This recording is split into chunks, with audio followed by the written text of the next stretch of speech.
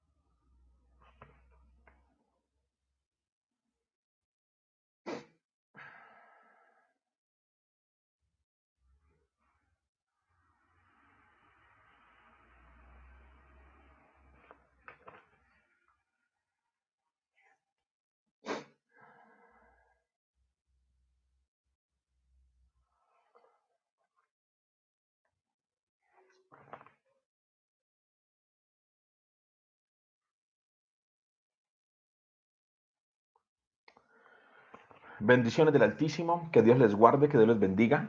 Eh, Les habla el pastor Diego Peláez. Qué bueno poder estar en esta mañana con ustedes. Hoy quiero que hablemos un poco, bueno, entonados con todo lo que está pasando a nivel mundial. Quiero que hablemos un poco acerca de los encierros de Dios. Así le hemos titulado a esta enseñanza.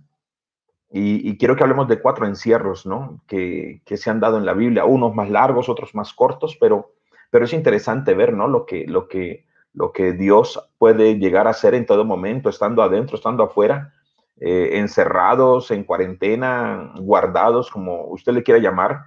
Es interesante que Dios sigue siendo Dios y Dios es un Dios de recursos infinitos. ¿Y cómo puede Dios obrar de distintas maneras? Sabemos que estamos en un tiempo de cuarentena, no porque nosotros queramos, sino porque la ley lo manda. Y bueno, es necesario que lo vivamos y que obedezcamos. Eh, Siempre en esos días he entendido que nosotros tenemos que sujetarnos bajo las leyes de este mundo, pero no solamente sujetarnos, sino también ir más allá de lo que está pasando. La Biblia dice en Romanos 8 que a los que aman a Dios todas las cosas ayudan a bien. Y estoy convencido que en medio de todo esto, pues Dios sabrá obrar para bien de su pueblo y para bien de las naciones.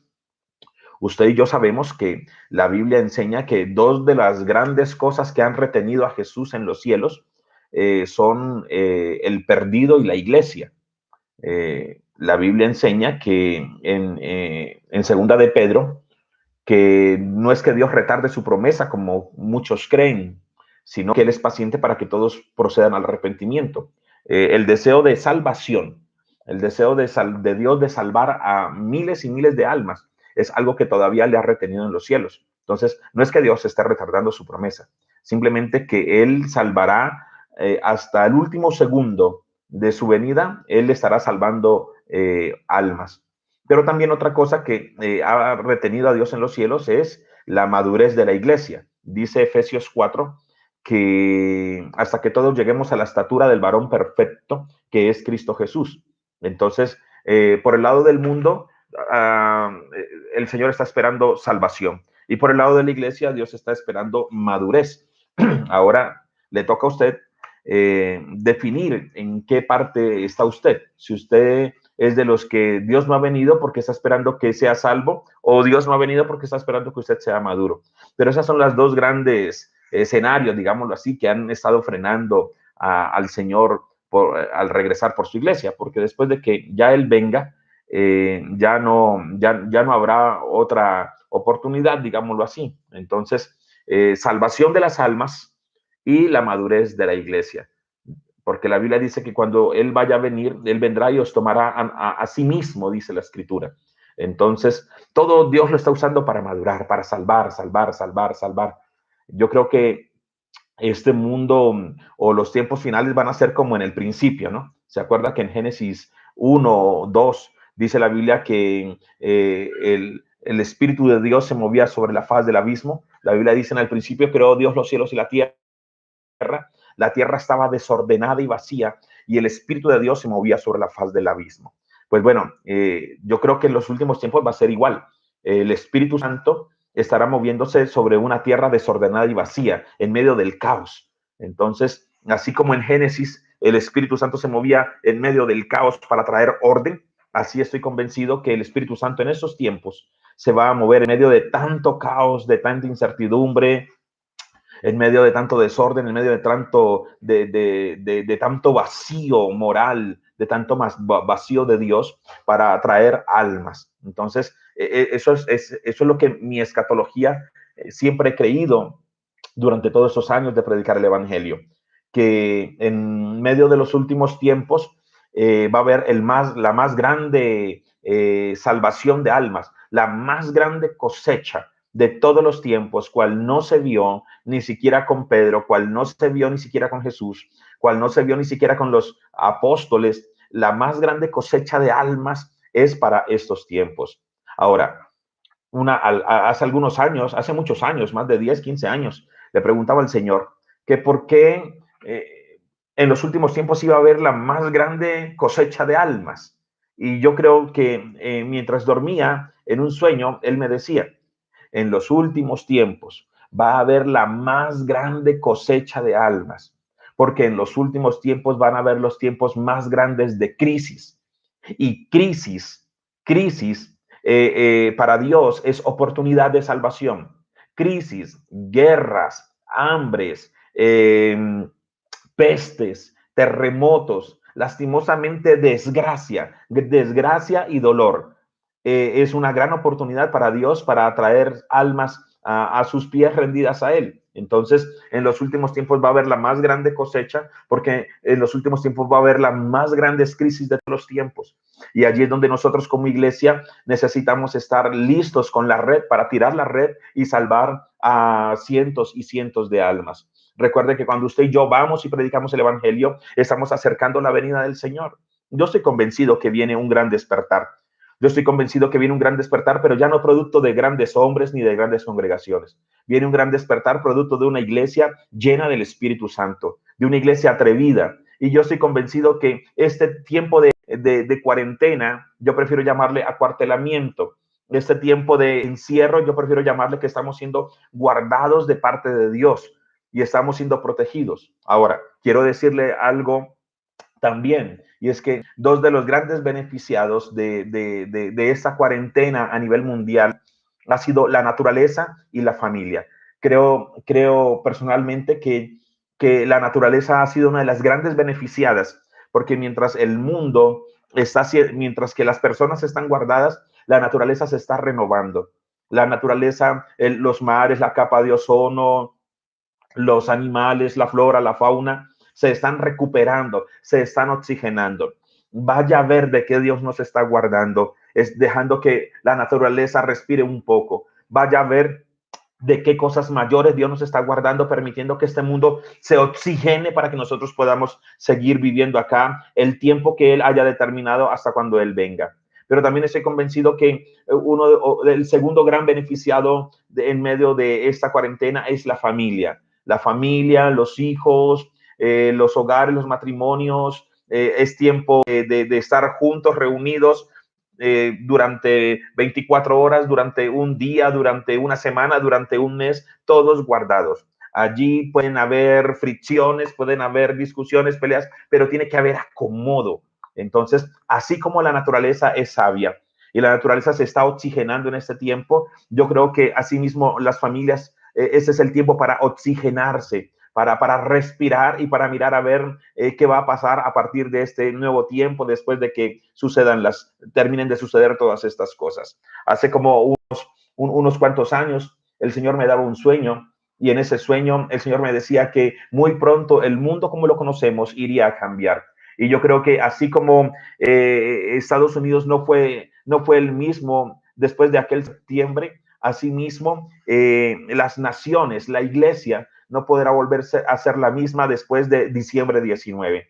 Entonces, todo tiene un propósito, todo tiene un propósito, todo está en las manos de Dios. He estado diciendo en algunas grabaciones que hemos estado haciendo acerca de que si todo esto que está pasando es lo que está profetizado en algunas apartes de Mateo 24, si todo esto que está pasando es el cumplimiento de Mateo 24, significa que Dios tiene el control de todo.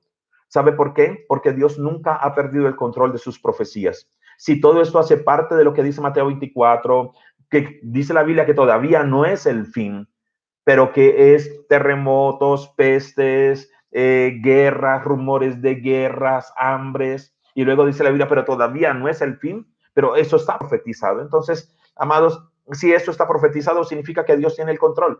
Y si Dios tiene el control, significa que Él nunca ha perdido el control de ninguna de sus palabras proféticas. Por eso, hoy quiero que hablemos acerca de cuatro encierros que para mí han sido muy importantes estudiarlos en el largo, en el pasar de los tiempos, cuatro encierros que algunos más largos, algunos más cortos, pero me gustaría que habláramos un poco acerca de ese propósito de Dios. Tenemos que tener mucho cuidado con el manejo del tiempo. Tenemos que tener mucho cuidado con el manejo del tiempo durante este encierro, porque tenemos que tener mucho cuidado del ocio, amados. Mucho cuidado. ¿Sabe una cosa?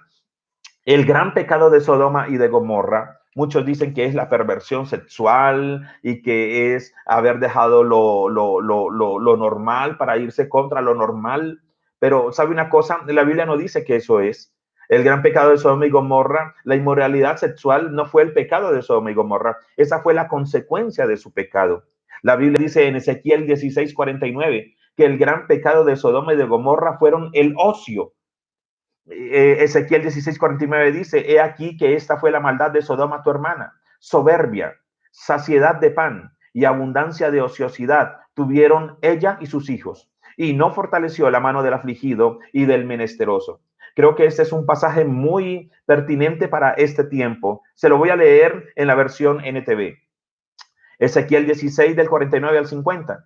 Los pecados de Sodoma eran el orgullo, la glotonería y la pereza, mientras que afuera sufrían los pobres y los necesitados. Ella fue arrogante y cometió pecados detestables. Por eso la destruí como has visto.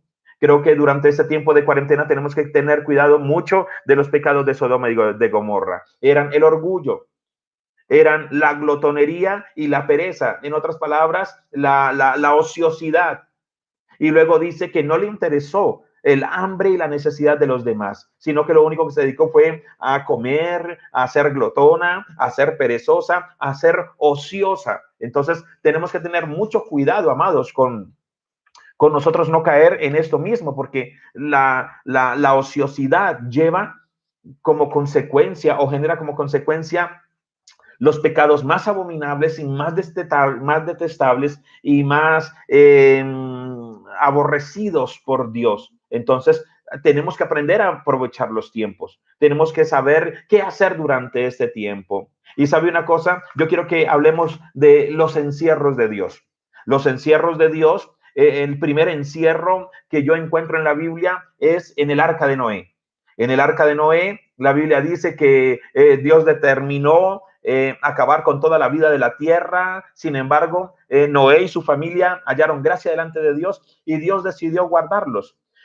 Si usted me acompaña en Génesis 6:17, encontramos este pasaje. Y he aquí que yo traigo un diluvio de agua sobre la tierra para destruir toda carne en que haya espíritu de vida debajo del cielo, todo lo que hay en la tierra y morirá. Mas estableceré mi pacto contigo y entrarás en el arca tú, tus hijos, tu mujer y las mujeres de tus hijos contigo. Y de todo lo que vive, de toda carne, 2 de cada especie meterás en el arca para que tengan vida contigo. Macho y hembra serán, de las aves según su especie y de las bestias según su especie, de todo reptil de la tierra según su especie. 2 de cada especie entrarán contigo para que tengan vida. y toma contigo de todo alimento que se come y almacénalo y servirá de sustento para ti y para ellos. Y lo hizo así Noé, hizo conforme a todo lo que Dios le mandó. Qué tremendo, amados, cuando nosotros encontramos que Dios decide encerrar a Noé, a sus hijos y a las esposas de sus hijos. Decide encerrarlos en un arca porque afuera iba a haber un gran diluvio y las personas iban a morir y toda vida iba a morir. Y después desde la montaña más alta iba a subir el agua 15 pies, o sea, definitivamente Dios determinado a acabar con toda vida afuera. Entonces Dios decide, pues Noé, métete con tu familia y con dos animalitos de cada especie para poder repoblar la tierra. Entonces, ese es un gran encierro, amados, un gran encierro. ¿Qué no estaría, qué no escucharía Noé? ¿Qué no escucharía Noé cuando cerró el arca? Yo me imagino que Noé al inicio escuchó mucha gritería de gente, porque la Biblia dice que Noé se encerró 7 días antes de que empezara el diluvio. Recuerde que el arca está en un promedio, Noé se demoró un promedio de 90 a 100 años construyendo el arca. No solamente Noé tuvo la fe de construir un arca durante 90 a 100 años, sino que cuando la terminó de construir, se encerró 7 días antes de que empezara a llover. Fe sobre fe. Y cuando se encerró 7 días, hasta allí no había ningún problema. Cuando empezó a llover y a llover, recuerde que la Biblia dice que hasta ese momento nunca había llovido en la tierra, sino que la naturaleza se mojaba a través de un rocío. Cuando la gente empezó a ver que los cielos se abrieron, las cataratas de los cielos se abrieron y empezó a caer agua y empezó el nivel del agua, yo no creo que el nivel del agua haya subido tan inmediato. Poco a poco, paulatinamente fue subiendo el nivel, y antes de que toda la especie humana fuera del arca muriese, ¿cuántos gritos no escuchó Noé? ¿Cuántas maldiciones no escuchó Noé? ¿Cuántos no? Ábreme, soy tu amigo, ábreme, acuérdate de mí. Y hasta que Noé empezó a escuchar, y hasta que poco a poco Noé y su familia dejaron de escuchar gritos porque ya la gente estaba siendo ahogada por el agua. Entonces, me imagino que Noé escuchó muchas cosas, escuchó muchos gritos, escuchó muchos gemidos y cántaros de agua cayendo, cual nunca antes lo había escuchado.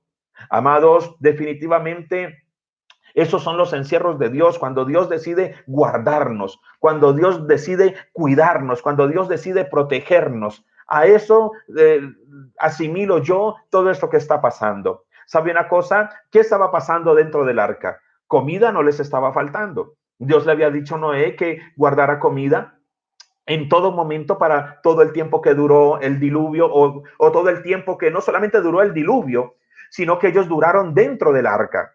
Porque una cosa fue el tiempo que duró el diluvio y otra cosa fue el tiempo que ellos permanecieron dentro del arca. Porque apenas se acabó el diluvio, ellos no salieron, sino que tuvieron que esperar que las aguas bajaran y descendieran. Fue tan alto, tan grande la magnitud del diluvio que el arca fue a parar encima de un monte. ¿Cómo se imagina usted un arca para acallándose encima de un monte? Tuvo que el agua haber subido demasiado para poder hacer esto. Entonces, ¿qué estaba pasando dentro del arca? Los animales comiendo, Noé, su familia, sus hijos compartiendo, había paz, había provisión en cierta manera dentro del arca porque Dios estaba con ellos.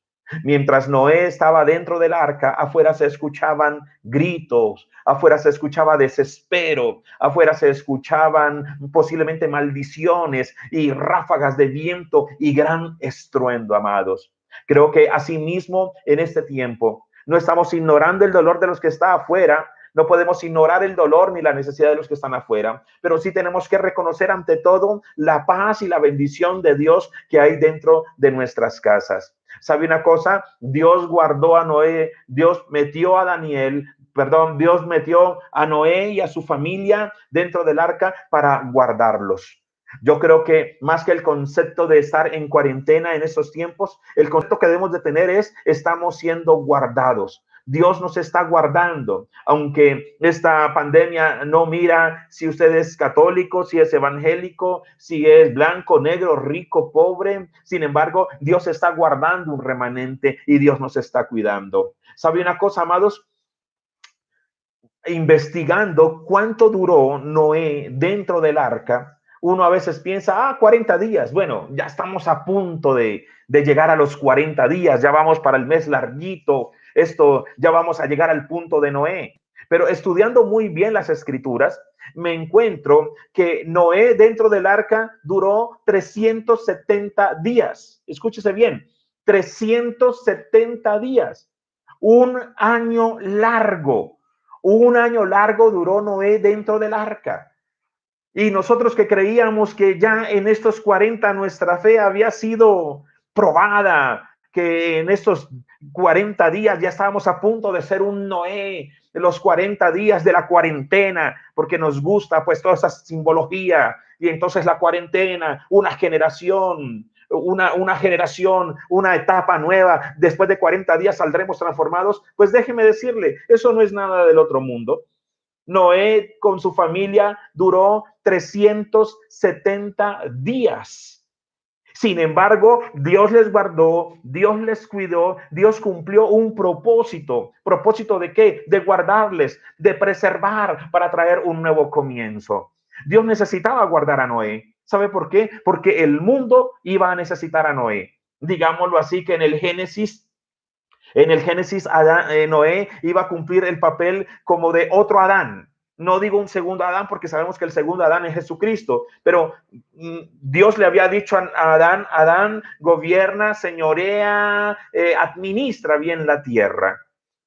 Cuando todas las generaciones mueren y solo queda Noé y su familia, cuando Noé sale del arca, Dios casi que le da las mismas instrucciones a Noé. Noé enseñorea, gobierna, porque era un nuevo comienzo, pobla la tierra. Entonces, así mismo, amados, el mundo, Dios nos está guardando porque el mundo va a necesitar una iglesia que ha respirado, una iglesia llena del Espíritu Santo. Ese es el mejor tiempo, ese es el mayor tiempo, amados, para buscar una llenura total del Espíritu Santo. Ese es el mejor tiempo, amados, para dejarnos guardar por Dios. Ese es un mejor tiempo para traer un nuevo comienzo, así como esta cuarentena de 370 días, amados, trajo un nuevo comienzo y trajo un nuevo comienzo para el mundo. Asimismo, para nosotros tiene que ser el inicio de un nuevo comienzo, amados, porque el mundo va a necesitar una iglesia descansada, confiada. Amados, yo diría lo que Dios le dijo al profeta Elías: come y bebe porque largo camino te espera. No sabemos cuándo el Señor venga. Yo creo en la inminencia de la venida del Señor, pero ¿sabe una cosa? Creo que vienen los años más intensos para la iglesia. Vienen años muy intensos de persecución. Vienen años muy intensos de un despertar, porque el despertar que viene va a ser muy distinto al de todos los tiempos. Va a ser distinto al despertar de Azusa, va a ser distinto al despertar en Guatemala, va a ser un despertar totalmente distinto. Ya no va a ser focalizado, sino que va a ser a nivel mundial, porque la Biblia dice que el evangelio será predicado en todos los lugares del mundo, y entonces dice la Biblia, vendrá el fin. Viene una mayor intensidad, viene un mayor tiempo de despertar y de avivamiento, como ese despertar o ese avivamiento que se dio en la época de los apóstoles, que mientras ellos estaban siendo perseguidos, rechazados, apaleados, se levantaban y seguían al siguiente pueblo a seguir predicando el evangelio. Entonces necesitamos este tiempo. Con el respeto a todos los que de pronto les ha fallecido un familiar, no estoy haciendo mofa de esto y ni quiero ser duro con mi comentario, pero sabe una cosa, amados, yo estoy convencido que una de las mejores cosas que ha pasado en estos tiempos, y una de las mejores cosas que pudo estar pasando, amados, y quiero que me entienda el concepto, no me vaya a señalar de duro de corazón, pero yo estoy convencido que una de las mejores cosas que nos pudo haber pasado en estos tiempos se llama coronavirus. Y usted me dirá, pero pastor, ¿cómo se le ocurre a usted decir eso? Amados, nuestro maestro el coronavirus nos está enseñando a la iglesia al mundo, a los gobiernos, a prepararnos para cosas mayores y posiblemente las cosas más difíciles que vienen. Hasta ahora el mundo, el coronavirus apenas está enseñándole a la iglesia otro modelo de predicar el evangelio, a los gobiernos otra manera de trabajar en los hospitales, en las clínicas. Amados, si el coronavirus no hubiese sido permitido para este tiempo, nosotros no estaríamos listos para lo que viene, amados. Yo sé que es difícil entenderlo. Yo sé que es difícil creer que hay maestros tan duros y tan difíciles, amados. Pero yo creo que el maestro coronavirus le ha enseñado a los gobiernos, si se llegase a dar otra pandemia, si se llegase a dar otra crisis de esta, los gobiernos están preparados. Las áreas hospitalarias están preparadas. Si se llegase a dar otra pandemia de estas, porque se dice que hay virus más letales que el coronavirus, estoy seguro que las clínicas, estoy seguro que la iglesia va a estar mucho más preparada para lo que viene. Donde no hubiese dado el coronavirus, no estaríamos preparados para eso. Yo sé que es difícil de entenderlo, pero es importante que veamos las cosas desde la óptica de Dios. Yo no me imagino un momento de gozo y de alegría de David peleando con el oso y con el león. Yo creo que David, cuando peleaba con el oso y con el león, eran momentos muy difíciles. Pero ¿sabe una cosa?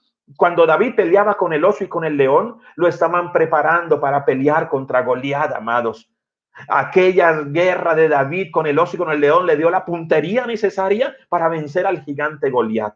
Y yo creo que el Goliat era mucho más grande que el oso y que el león. Yo creo que el coronavirus es nuestro oso y nuestro león, que nos está preparando, amados, nos está preparando para pelear con gigantes mucho mayores, porque Mateo 24 dice que vienen gigantes mucho mayores que el coronavirus, amados. Vienen gigantes mucho mayores que las pestes, que las hambrunas y que todo lo que se está dando en el mundo. Entonces, yo creo que el coronavirus nos está preparando, amados. Es lo mejor, amados, que se está generando en este momento. Yo le llamo a eso regalos en papel de panela o grandes regalos en papel periódico. Uno dice, pero el empaque es muy desagradable. Sí, pero yo creo que después de esto vamos a estar tan preparados como iglesia para redes sociales, como iglesia para predicar, para orar, para salir un poco más de nuestros lugares, como iglesia para retornar a nuestras reuniones, como gobiernos, como países, vamos a estar más preparados para lo que viene, amados. Entonces, gocémonos y alegrémonos, amados.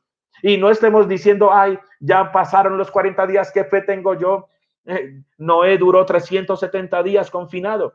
Sin embargo, mientras afuera se escuchaban gritos, adentro había paz y había bendición, porque Dios estaba con ellos. Dios guardó a Noé porque el mundo lo necesitaba. Dios está guardando a la iglesia porque cuando salgamos de todo esto, el mundo va a necesitar una iglesia atrevida y sobre todo completamente llena del Espíritu Santo. Ahora, me gusta otro encierro. Y otro encierro es el pueblo de Israel en sus casas. Esto fue una noche. Fue una noche nomás lo que duró ese encierro. Pero eran encierros. Dios le dijo al pueblo de Israel, enciérrense en sus casas, no vayan a salir. Eso es un encierro. Y dice la Biblia en Éxodo 12:22, si me acompaña, dice así: y tomad un manojo de hisopo y mojadlo en la sangre que estará en su lebrillo, y untad el dintel y los 2 postes con la sangre que estará en el lebrillo. Y ninguno de vosotros salga de las puertas de su casa hasta la mañana. Versículo 23. Porque Jehová pasará hiriendo a los egipcios. Y cuando vea la sangre en el dintel y en los postes, pasará Jehová aquella puerta y no dejará entrar al heridor en vuestras casas para herir. Qué tremendo esto, amados. Yo quiero decirle algo. Yo estoy convencido que así como en aquella Pascua, el pueblo de Israel allí en la tierra de Gosén se guardó en sus casas y tuvieron comunión con el Cordero de Dios. Yo creo que en esta Pascua que estamos viviendo, en estos tiempos, Dios está encerrando a su iglesia en sus casas, pero ahora para tener comunión con el Espíritu Santo. Eso a mí me alegra. La primera Pascua fue para tener comunión con el Cordero de Dios, pero esta Pascua Dios está encerrando a su iglesia para tener comunión con el Espíritu Santo. Este es el tiempo de tener comunión con el Espíritu Santo. Este es tiempo de relación con el Espíritu Santo. ¿Sabe una cosa? Me parecería muy desagradable, perdónenme, es un comentario personal, pero tenga mucho cuidado. No sea que después de que salgamos de esta cuarentena, usted esté esperando cuándo va a ser el próximo fin de semana para irse de ayuno. No sé, me, que usted está esperando que termine esta cuarentena y cuando comience la cuarentena y empecemos de nuevo las actividades, usted esté buscando para cuándo será otro puente para tener descanso y para tener una vigilia y leer la palabra de Dios. Cuando tenemos el tiempo necesario. La primera cuarentena fue para tener comunión con el Cordero. Esta cuarentena que estamos teniendo es para tener comunión con el Espíritu Santo. ¿Sabe una cosa? Me llama mucho, tremendamente la atención esta cuarentena, porque la Biblia dice, y no dejará entrar al heridor en vuestras casas para herir. Dios nos está guardando, como lo hizo con Noé, para traer un nuevo comienzo. Dios nos está protegiendo, amados. Así como pasó en medio del pueblo de Israel, allí en la tierra de Gosén. Y sabe una cosa, y eso se volvió testimonio a todas las naciones, lo que Dios había hecho con Israel en medio de Egipto. Y se volvió testimonio hasta el día de hoy, lo que Dios había hecho con Faraón y todos sus caballos. Yo creo que esta cuarentena que estamos viviendo, Dios va a traer gran testimonio a la iglesia. Dios va a restaurar el testimonio para la iglesia. El testimonio que perdimos en la política. El testimonio que nos metimos por meternos en cosas que Dios no nos ha mandado a hacer. Ese testimonio que perdimos, amados, cuando nos metimos a hacer cosas que Dios no nos ha mandado a hacer. Yo creo que Dios está dándole un respiro al mundo para la iglesia. Y ese es el momento que la iglesia tiene que aprovechar para levantar ese testimonio de amor y de misericordia, amados, porque tenemos que cuidarnos, amados. A veces nos metemos en cosas que Dios no nos ha mandado a hacer y el mundo habla de nosotros, no por causa del evangelio, sino que el mundo habla mal de nosotros por causa de nuestro mal testimonio. Y allí dice la Biblia que no hay bienaventuranza. Cuando la iglesia se mete en política, y cuando la iglesia se mete en el evangelio de la prosperidad, amados, dinero y poder son los dos elementos, amados, que llevan a la iglesia a querer permanecer en este mundo y a gobernar y a ser posmilenialistas. Y de eso tenemos que cuidarnos, amados. Hemos dado muy mal testimonio, amados, y hay que reconocerlo, por amor al dinero y por amor al poder. A nosotros Dios no nos llamó a amarrarnos al poder, amados. Nuestro poder es mucho mayor y no tiene que ver con investiduras de gobiernos ni de cintas políticas, amados. Y yo creo que así como Dios está trayendo un nuevo testimonio y Dios levantó un gran testimonio de lo que pasó con Israel para las naciones, ese es el momento de que nosotros como iglesia levantemos un gran testimonio y que el mundo vuelva a ver a una iglesia que ama, no una iglesia amante del dinero, no una iglesia amante del poder, no una iglesia dañándose, amados, sino que una iglesia llena del amor de Dios, amor, gozo, paz, paciencia, benignidad, bondad, fe, templanza, mansedumbre. Recuerde que a medida que se acerca el Señor, la iglesia va a estar más hermosa que nunca. Esto hace parte del hermoseamiento de la iglesia. No sería nada raro que todo esto dure un año proféticamente, porque un año era lo que se demoraba una princesa para poder prepararse primero en hierbas que limpiaran y luego en hierbas aromáticas para entrar a la presencia del rey. No sería nada raro que esto dure un año si vamos a hablar proféticamente para prepararnos, porque recuerde que cuando el Señor venga, Él vendrá por una iglesia bella, hermosa, sin manchas, sin arrugas, con vestidos linos, de vestido fino, lino, fino y resplandeciente, amados. Entonces, yo creo que Dios está guardándonos y levantando el testimonio de la iglesia. Creo que ese es el momento donde usted hace parte de ese testimonio. Cuando llama a las personas, cuando ora por las personas, cuando vela por la necesidad no solamente de los hermanos, sino de las personas que ni siquiera se congregan, pero usted sabe que tienen necesidad. Que el mundo salga de esta cuarentena diciendo: a mí me tendió la mano un hijo de Dios, A mí me tendió la mano un cristiano. A mí me tendió la mano alguien. Yo pensé que esta gente lo único que quería era dinero para ellos. Yo pensé que esta gente lo único que quería era política. Yo pensé que esta gente, este es el mejor tiempo para recuperar nuestro testimonio y que salgamos de este tiempo y que el mundo pueda entender. Esa no era la iglesia que yo creía. Esta es la iglesia.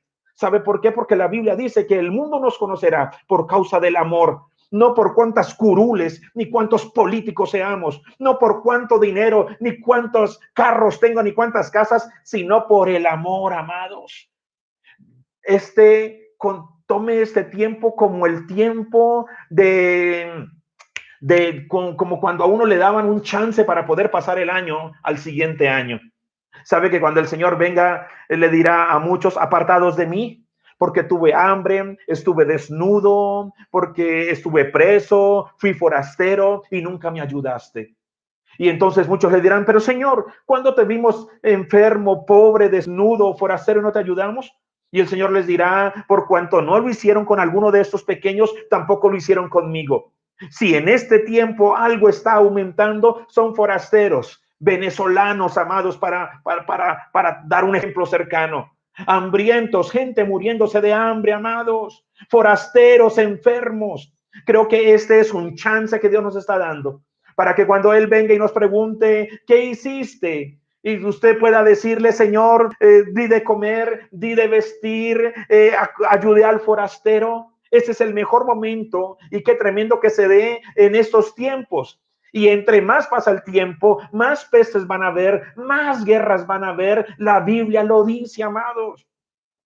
Cuando esta semana estuve estudiando Mateo 24, y es maravilloso cómo podemos estudiar los tiempos de Dios.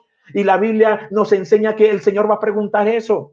Y sabe una cosa, en medio de tanta crisis, Dios nos está dando chance para que usted y yo podamos decir: tenemos todos los necesitados a nuestro lado. Que cuando el Señor venga y nos diga eso, nosotros podamos decirle sí, y el Señor nos tenga que decir: venid benditos de mi Padre, a mi lado derecho, porque tuve hambre, tuve sed. Busque, saque la cabeza por esa ventana y busque a ver dónde hay necesidad, y la va a encontrar a la izquierda, a la derecha, la va a encontrar adelante, atrás. Busque y se va a dar cuenta, amados, que este es un tiempo para levantar testimonio, así como Dios levantó el testimonio por todos los tiempos del pueblo de Israel allí en la tierra de Gosén. ¿Qué había afuera? ¿Qué había afuera mientras el pueblo de Israel estaba teniendo comunión con el Cordero y la sangre pintada en el dintel de sus casas? ¿Qué se escuchaba afuera?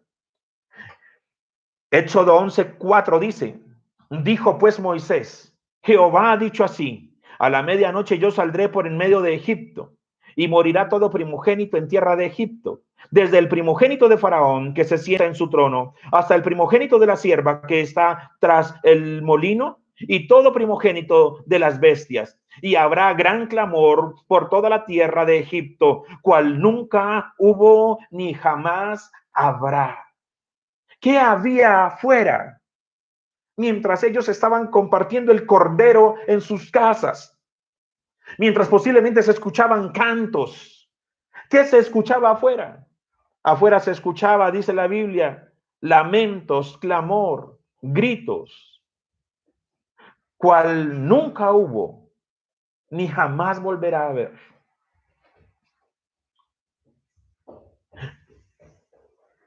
Entendemos que hay una constante, ¿no? Noé, encerrado con su familia y los animalitos, mientras afuera, juicio, gritos, maldiciones posiblemente. El pueblo de Israel encerrado en sus casas, compartiendo el cordero. Afuera, ¿qué se escuchaba? Afuera se escucharon llanto, juicio, muerte. Ay, amados, no podemos ignorar el dolor de los que están afuera, pero no podemos dejar de gozarnos por la paz que Dios nos da dentro de nuestras casas. No podemos dejar de asustarnos cuando vemos que otras barcas intentan de huirnos, intentan hundirse, pero no podemos perder la paz y la fe de saber que el Maestro va en nuestra barca y que nuestra barca no se hundirá. Dios necesitó a Noé para traer un nuevo comienzo. Dios necesitó a Noé para estar descansado para el arduo trabajo que le venía. Dios necesitó a Noé porque el mundo iba a necesitar a Noé. Dios guardó al pueblo de Israel porque Dios no podía dejar al mundo sin Israel. Dios no podía dejar al mundo sin su pueblo.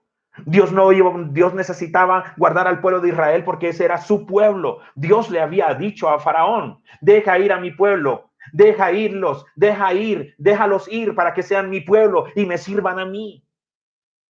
Dios nos está guardando porque el mundo nos necesita. Nos necesita con un testimonio. Nos necesita para que entienda que somos el pueblo de Dios. Dios necesita que el mundo entienda que Él es Dios y que nosotros somos su pueblo. Ese es el momento, amados, de levantar nuestro testimonio, porque veníamos de un testimonio bien caído. Y vuelvo y se lo digo, la iglesia está en su mejor momento. Rechazo rotundamente cada vez que las personas dicen que la iglesia está en su peor momento. Mentiras del diablo. Rechazo completamente cuando escucho que la gente dice cuando el Señor está pronto a venir y la iglesia no está lista. Rechazo completamente esa expresión. ¿Sabe por qué? Porque cuando el Señor venga, la iglesia estará lista. Porque Él viene por una iglesia limpia, sin mancha. Él viene por una iglesia sin mancha, sin arruga, con vestidos linos y resplandecientes. Cuando el Señor venga, Él no encontrará a la iglesia desapercibida. Y algunas vírgenes tendrán la lámpara apagada, otras la estarán encendidas. Pero ¿sabe una cosa? ¿Cuál es la obra del Espíritu Santo en la iglesia? Hermosearla y prepararla para las bodas del Cordero de Dios. La novia, entre más se acerca a la boda, más hermosa está. Y sabe una cosa, todo eso está ayudando a hermosearnos. Dios nos está, como a las princesas, desinfectando, limpiando, purificando, y luego nos meterá en hierbas para que olamos delicioso para recibir a nuestro maestro. Y de eso se encarga, de hermosearnos, se encarga el Espíritu Santo. Dios está levantando, escúchese bien, el testimonio de la iglesia. Dios está levantando, amados, nuestro testimonio. Salga, entérese de quién tiene necesidad, para que el mundo, cuando salga, tenga que decir: la iglesia nos dio tremendamente la mano. La iglesia del Señor, y muchos puedan venir y reunirse con nosotros y decir: es que fueron los únicos que me tendieron la mano. Entonces, esa es la constante. Un pueblo guardado por su Dios, cumpliendo un propósito, siendo purificada, siendo protegida, siendo guardada, porque el mundo nos necesita. Si alguien va a necesitar la iglesia, es el mundo ahora que salgamos, amados. Y no podemos salir a cometer los mismos errores. No podemos salir a cometer los mismos errores, amados. No podemos salir a cometer los mismos errores, amados. Tenemos que darnos cuenta que esto nos sirvió a nosotros. Que así como la naturaleza es inteligente y se está renovando, nosotros, la iglesia, tenemos que ser más inteligentes porque tenemos la mente de Cristo y nos tenemos que estar renovando en este tiempo. Luego viene el cuarto encierro. Permítame, le leo un cuarto encierro.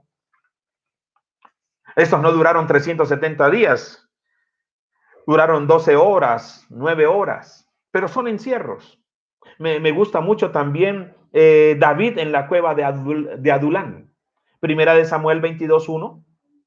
La Biblia dice que David estaba tocando el arpa y Saúl sacó una lanza y la lanzó, y fue tan fuerte que David le hizo el quite a la lanza y la lanza quedó pegada en la pared. Y desde allí Saúl empezó a perseguir a David para matarle. Primera de Samuel 22:1. Yéndose luego David de allí, huyó a la cueva de Adulán, después de lo de la lanza. Huyó a la cueva de Adulán. Y cuando sus hermanos y toda la casa de su padre lo supieron, vinieron allí a él. Versículo 2. Y se juntaron con él todos los afligidos y todo el que estaba endeudado y todos los que se hallaban en amargura de espíritu. Y fue hecho jefe de ellos y tuvo consigo como 400 hombres.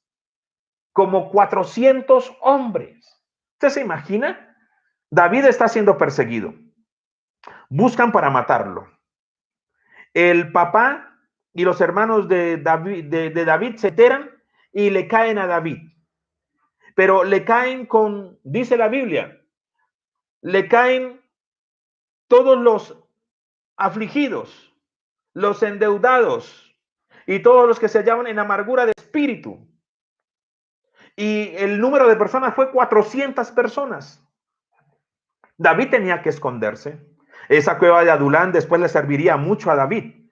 En sus batallas le serviría mucho. Pero Dios tuvo que llevar a David allí a ser guardado y a ser cuidado. ¿Sabe una cosa, amados? Esta cueva de Adulán, este tipo de encierro, yo lo tomo como un tiempo para ser levantados, como un lugar para dejar allí a un lado nuestros temores, nuestros miedos, porque David venía huyendo, él se escondió, más que una cuarentena, él necesitaba esconderse y necesitaba guardarse. ¿Sabe una cosa? Dios nos está escondiendo, Dios nos está guardando. A veces somos tan visibles, a veces lo que hacemos hace tan visibles. Sí, la iglesia se tiene que hacer visible en estos tiempos, tiene que ser visible predicando el evangelio y siendo misericordiosa. Pero hemos escogido escenarios de publicidad que no son, hemos escogido las vallas que no son, amados. Yo creo que Dios nos está guardando, ¿sabe una cosa? Para fortalecernos, para cuidarnos, para levantarnos. Y lo más tremendo, ¿sabe una cosa? Es que mientras David estaba en la cueva de Adulán, él escribió 2 salmos. Ahora, yo le quiero leer uno de estos salmos, porque me llama la atención que David, cuando se encerró, no estaba escuchando a Maluma, no estaba escuchando reggaetón. Cuando David se escondió, sus oraciones no eran de desespero, no eran de, ay, qué horrible, ay, ¿cuándo va a terminar esto? Amados, ¿Dios ha cumplido o usted está dejando que Dios cumpla el propósito que Él tiene en esta cuarentena? ¿Está seguro? ¿Está seguro que usted ha escuchado la voz de Dios? Porque la Biblia dice que Dios llevó a Israel al desierto para escuchar su voz. ¿No será que en esta cueva de Adulán Dios aquieta nuestros sentidos también? ¿Usted está seguro que usted está listo para salir? Ya dejemos ese cuentico de ¿a qué hora vamos a salir? ¿A qué hora vamos a salir? Ahora pregúntese, ¿ya Dios cumplió ese propósito en mí? ¿Ya estoy listo otra vez? ¿Estoy tan lleno para salir a dar? ¿O otra vez a continuar en lo mismo? ¿Ya usted ha hecho las oraciones necesarias de aquí estoy, Señor, obra en mi vida? Mientras David se metió en la cueva de Adulán, mire el salmo que escribió. Escribió el Salmo 54. Es interesante poder entender, mientras David estaba encerrado, ¿qué le decía a Dios? Isaías, Salmo 54 del 1 al 7. Se lo voy a leer en la versión NTV.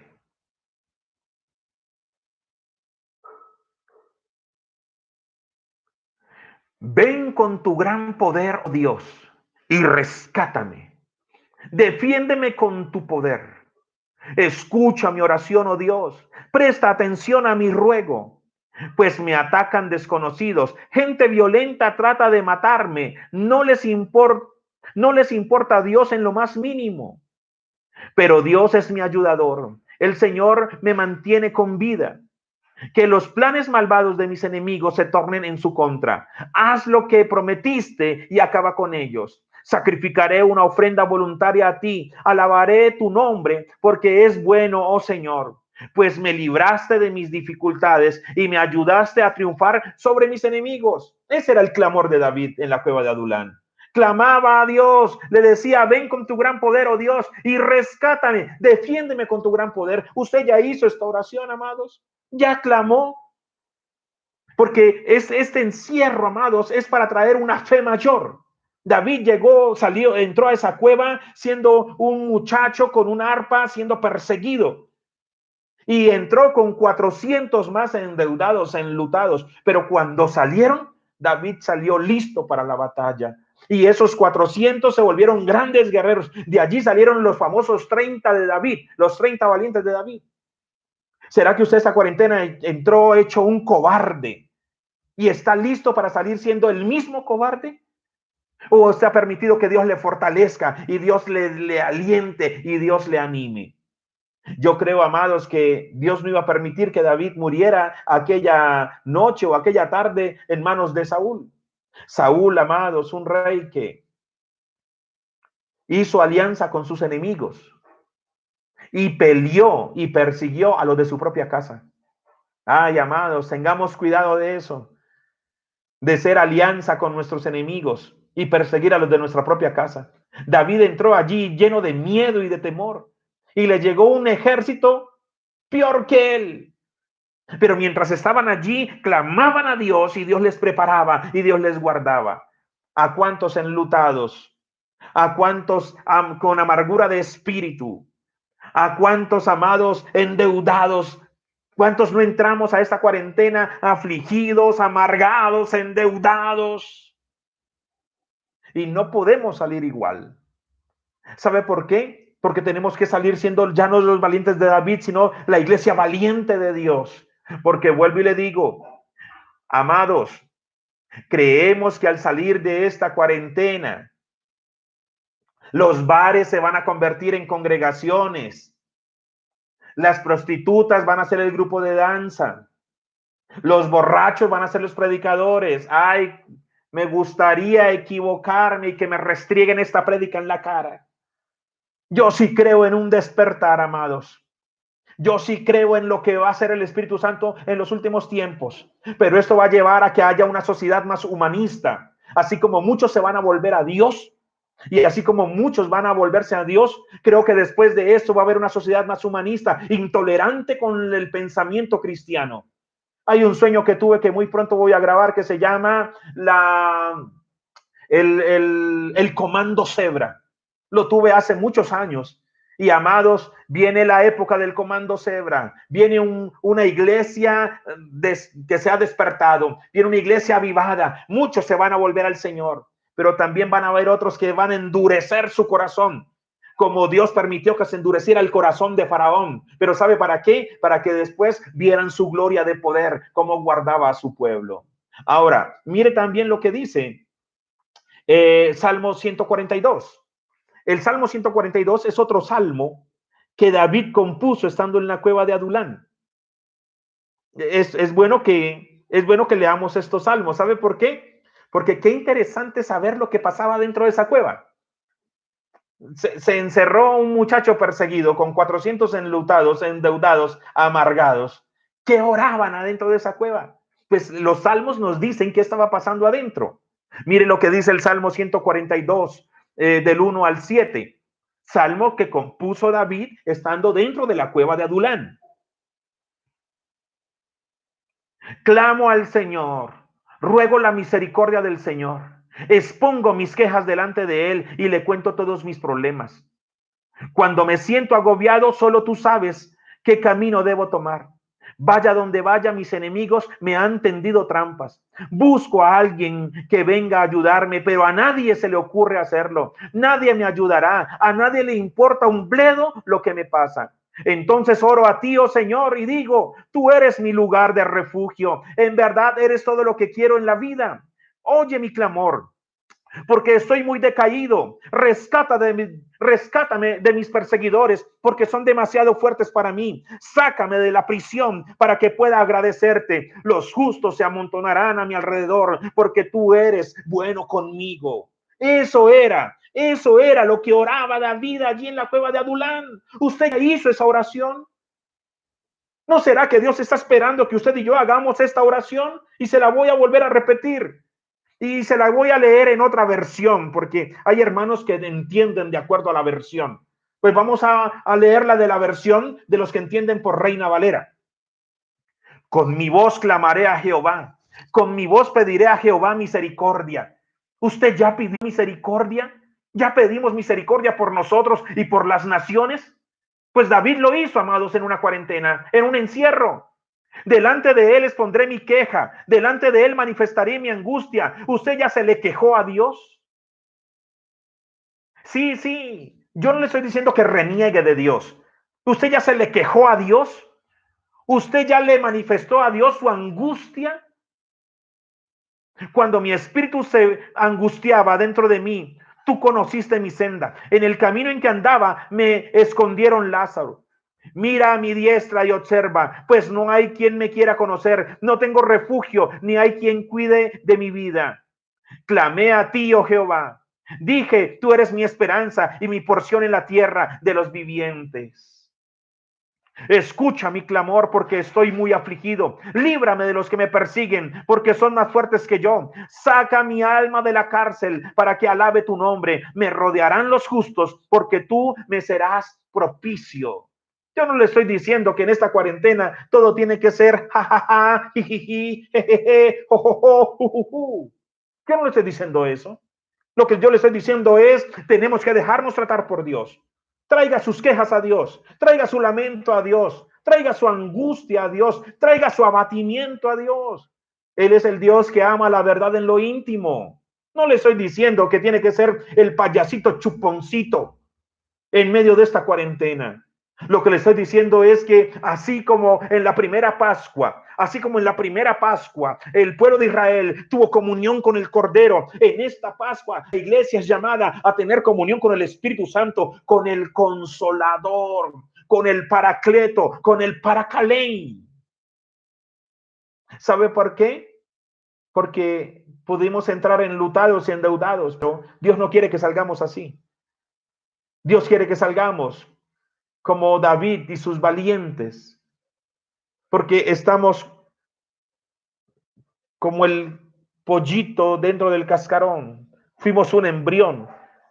Yo oro que entremos, que hayamos entrado a esta cuarentena como un embrión y que durante todo este tiempo esté haciendo Dios el proceso de algo. ¿Sabe por qué Dios guardó a David? Porque Dios no podía dejar a Israel sin su rey más valioso, el rey David, el hombre conforme al corazón de Dios, el dulce cantor de Israel. Dios no podía quitarle a las naciones el dulce cantor de Israel. Mientras David estaba encerrado, ¿qué se escuchaba afuera? Se escuchaban amenazas. Todo mundo buscando a David para matarlo. Incertidumbre había afuera. Pero mientras todo eso pasaba afuera, adentro había un rey con 400 enlutados, endeudados y afligidos, siendo tratados por Dios, amados. Siendo tratados por Dios. Tenemos que dejarnos tratar por Dios. Constante. Arca de Noé, Israel en la tierra de Gosén, David en la cueva de Adulán, adentro su Dios guardándolos en un proceso y afuera gritos, lamentos, amenazas y juicios.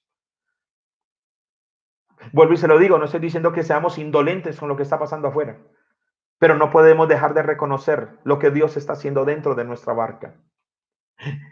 Viene el cuarto.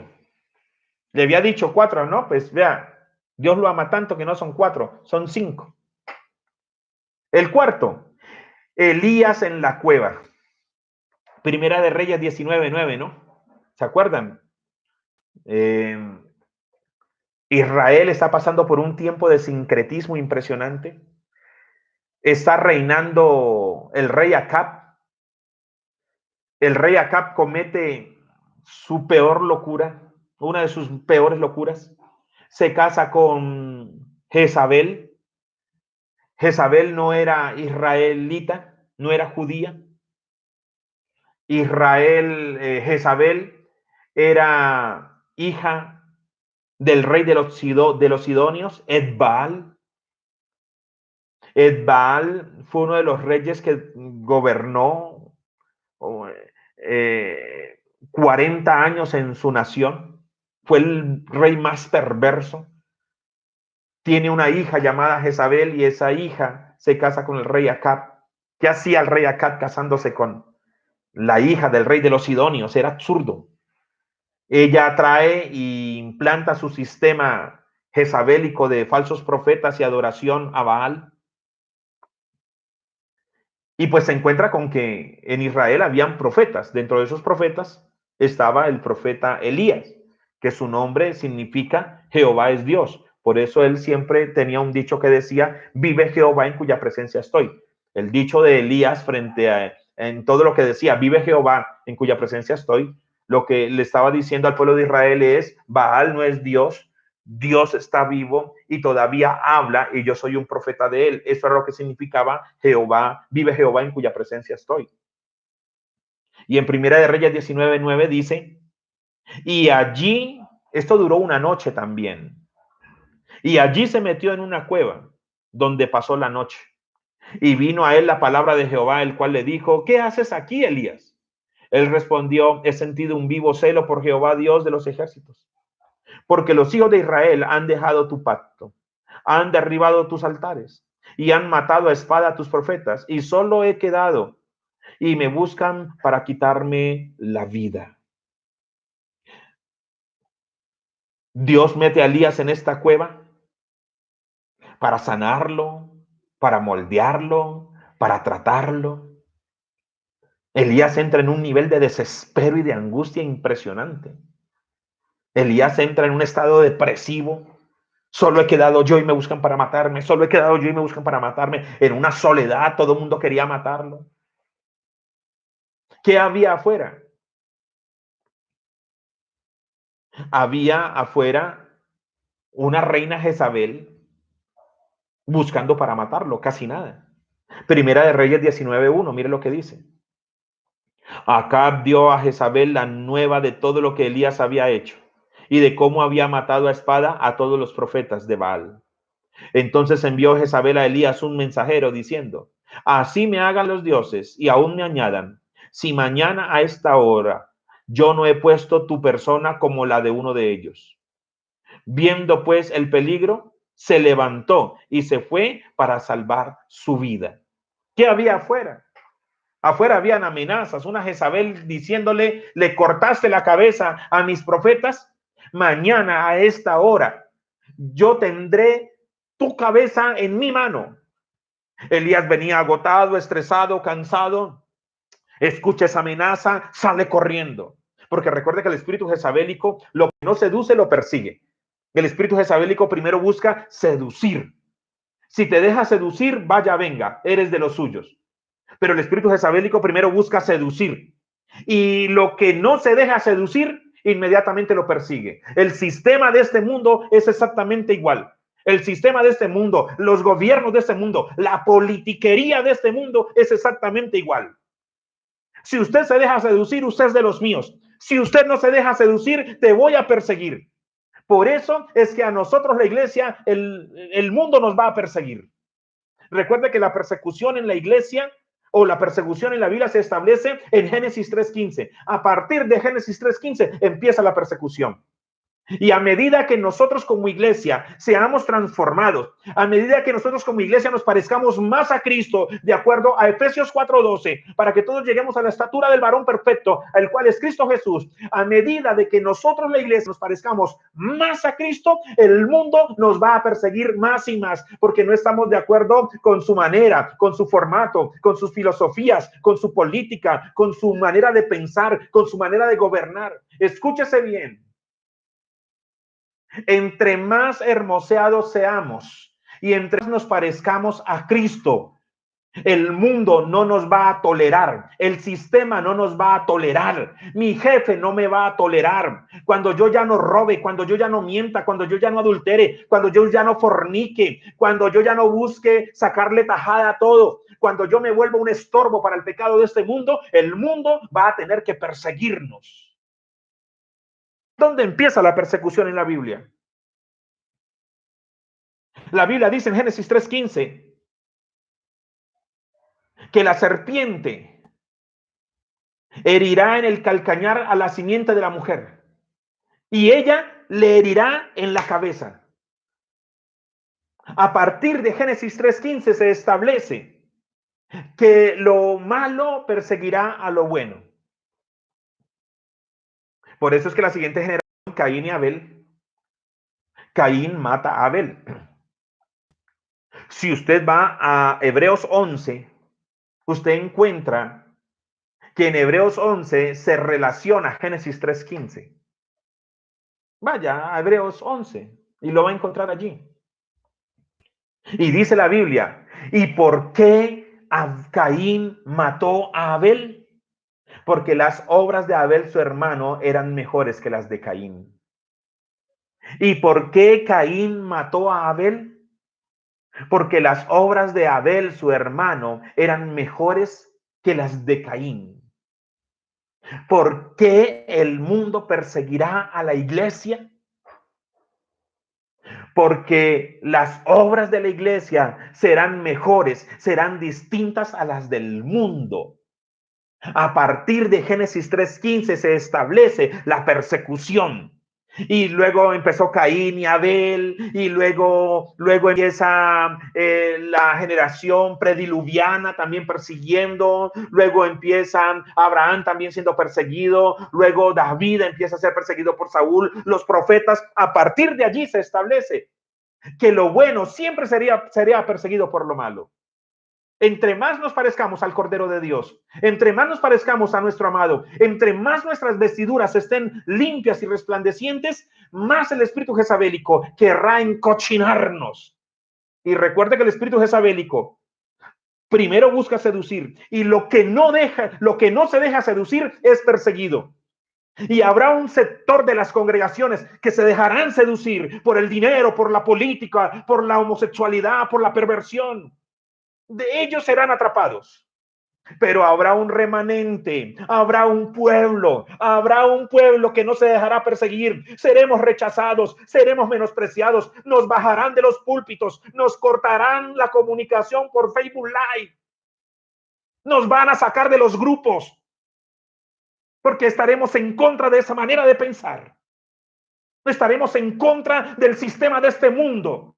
Porque si algo quiere el espíritu jezabélico es que el gobierno, la religión y la política se junten. Porque cuando la religión y la política se juntan, amados, hay persecución. O si no, vaya a ver la historia del mundo, amados. Que el espíritu jezabélico es el espíritu político religioso. Vaya, busquen la palabra y encontrará eso. Lo que no se deja seducir será perseguido. Por eso hoy en día, una iglesia santa, una iglesia guardada, será una iglesia que tendrá que ser perseguida. Pero mientras allá afuera se escucha tanta buscando a Elías para matarlo, Elías dentro de esa cueva estaba siendo tratado por Dios. Elías dentro de esa cueva estaba siendo terapiado por Dios. Amados, nos estamos dejando terapiar por Dios. Amados, nos estamos dejando tratar por Dios. Elías entró desesperado, bullicio, ruido, estruendos. Hay que acallar un poco el ruido de afuera. Hay que acallar un poco el ruido de los noticieros. Hay que acallar un poco el ruido de se murieron tantos. Hay que acallar un poco ese ruido, amados. Y hay que buscar ser sensibles al silbo apacible de Dios. Porque cuando yo me quiero conectar con el cielo, me tengo que desconectar de la tierra. No te puedes conectar con el cielo si no te desconectas de la tierra por un momento. Necesitamos ser terapiados, amados. Usted no puede salir de esa cuarentena buscando al psiquiatra y al psicólogo cuando Dios lo quiere terapiar a usted allí en casita. Cálmate, Elías, cálmate. Relájate, Elías. Y Elías, solo he quedado yo y me buscan para matarme, solo he quedado yo y me buscan para matarme, solo he quedado yo y me buscan. Cálmate, Elías, cálmate. Presencia de Dios, silbo apacible. Adorémosle, exaltémosle.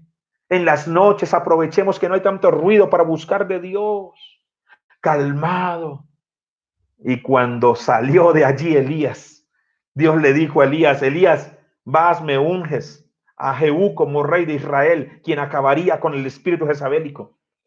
Y vas y me unges a Eliseo como profeta en tu lugar.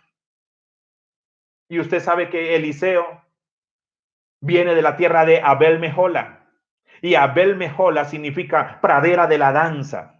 Pradera de la danza, el lugar donde la alabanza y la adoración se vuelva nuestra mayor guerra, nuestra mayor arma. Abel Mehola. Y sale Elías estresado, entra Elías estresado y sale tratado por Dios, listo para su destino profético. Dios no podía dejar a Israel sin uno de sus más grandes profetas, el profeta Elías. Tremendo, ¿no? Yo pregunto si usted quiere que esta cuarentena termine pronto. Usted dice miércoles, no, yo lo que he hecho es, yo no he hecho es nada. Lo único que he hecho es oficio. Y sí, hay que hacerlo también. Pero no podemos ser en este tiempo de cuarentena como Marta y María. Tenemos que ser Martas Marías. Haga oficio, pero busque de Dios, porque lo segundo no te va a ser quitado. Y viene la quinta y última, para que salgamos hoy temprano, que me imagino que usted no tiene afán, no tiene a dónde ir. Juan en la isla de Patmos. Es impresionante. Le voy a dar un contexto. Hasta este momento Juan era el único discípulo de Jesús que había quedado vivo. Recuerde que Juan, todos los discípulos de Jesús mueren martirizados menos Juan. Hasta este momento ya todos habían muerto. Apocalipsis se escribe por allá alrededor del año 90, año 100.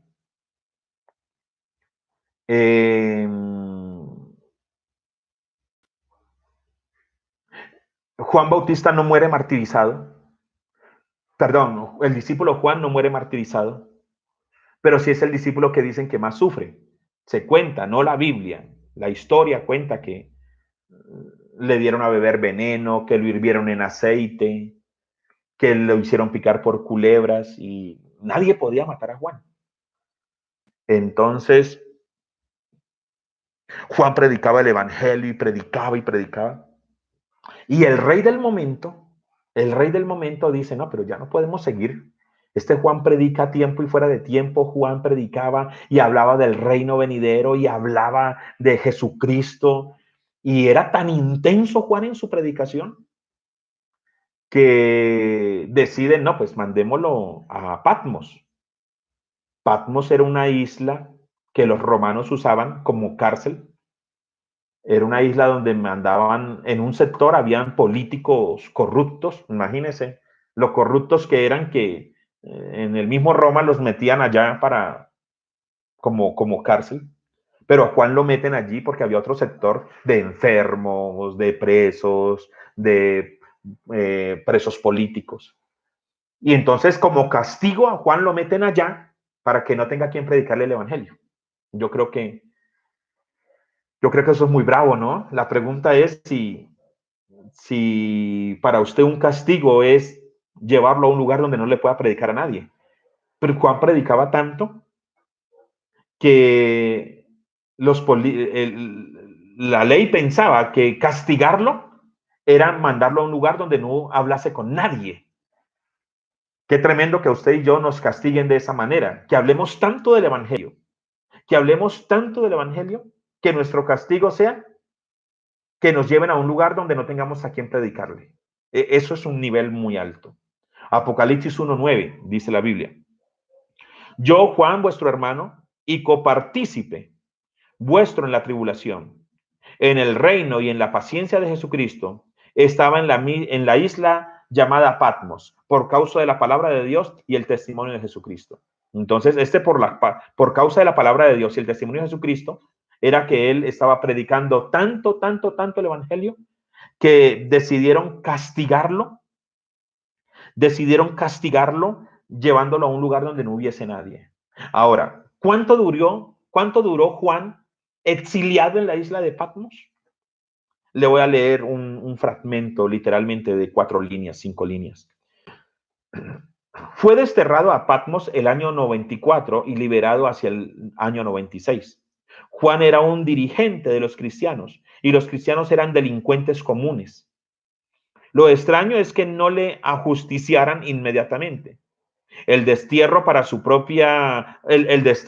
él supondría trabajos forzados. Mire lo que vivió Juan en la isla de Patmos. Trabajos forzados en las canteras, Su castigo iría precedido de azotes, marcado con constantes cadenas, poca ropa, comida insuficiente, dormir en el suelo desnudo, una prisión oscura y trabajar bajo el látigo de supervisores militares. Eso era donde estaba Juan, en la isla de Patmos. Ahora, de 2 a 3 años duró Juan en la isla de Patmos por causa del testimonio de Jesucristo. ¿Qué había afuera? Afuera había un pueblo que no quería saber nada de Dios. Afuera había un rey, un dirigente que no quería saber nada de Dios. Un pueblo endurecido. Pero ¿sabe qué me llama tanto la atención de este encierro? Que a Juan lo encerraron en un lugar donde no podía hablar con nadie, donde no podía compartir con nadie, donde no podía predicarle a nadie. Su cuerpo estaba encerrado, pero su espíritu subió al cielo y recibió la revelación de Apocalipsis. Amados, nuestro cuerpo está en cuarentena, no nuestro espíritu. Nuestro cuerpo puede estar encadenado, pero nuestro espíritu siempre será libre. A nuestro cuerpo le pueden decir no salga por esa puerta, pero nuestro espíritu es libre para ir a la presencia de Dios. Este es tiempo donde la iglesia tiene que salir con una revelación nueva, con un entendimiento nuevo. Este tiene que ser un tiempo donde nos quitemos tanta revelación de hombre, tanto humanismo, tanto crecimiento, tanto falso evangelio de la prosperidad, tanto concepto de gobierno y de política. Este es el momento donde nuestra cabeza tiene que ser despulgada y tener revelación de Dios. Juan no podía salir de allí, pero su espíritu era libre para ir a la misma presencia de Dios. Tu cuerpo está en cuarentena, pero no tu espíritu.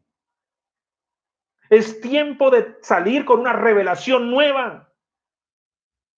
¿Sabe cómo usted mide el lugar donde usted se congrega? Si lo que su pastor le ha estado predicando en esta cuarentena le ha servido, salga por esa cuarentena y corra de nuevo a la congregación. Si lo que su pastor y su pastora le han predicado en esa cuarentena a usted le ha servido, sea fiel en el lugar donde usted está. Pero si usted ahorita va y se pone a revisar los apuntes de su pastor, la prosperidad, carro, casa, beca, mucho dinero y ser presidente y meternos en política y hagamos esto y el crecimiento y los 12 y la no sé qué y lo uno y lo otro y crezcamos y usted ahorita se sienta a coger las prédicas y dice, bueno, y ahora yo como qué hago con esto. Si las prédicas de su pastor y su pastora para este tiempo le han servido, siga fiel. Pero si las prédicas de sus pastores en esos momentos no han servido para nada y ha tenido que pegarse de la teta de otra iglesia, de otra congregación, tenemos que salir con una revelación mayor. Tenemos que salir con un mayor entendimiento de los tiempos. ¿Qué viene? ¿Qué viene a continuación? ¿Qué viene? ¿Cómo se van a dar las cosas? Eso se llama tener revelación. Eso se llama aprovechar la cuarentena. Eso se llama poder dejar que Dios obre en medio nuestro. Amados, tenemos que salir de este tiempo de cuarentena como Jesús salió de la tumba al tercer día, resucitados y transformados. ¿Cómo salió Jesús de la tumba?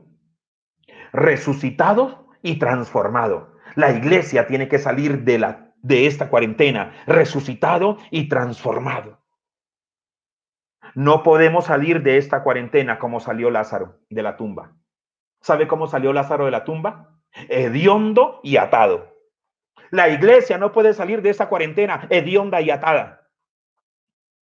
Cuando Jesús le dijo, Lázaro, sal fuera, Lázaro salió hediondo. La Biblia dice que hedía y que estaba atado y otros tuvieron que desatarlo.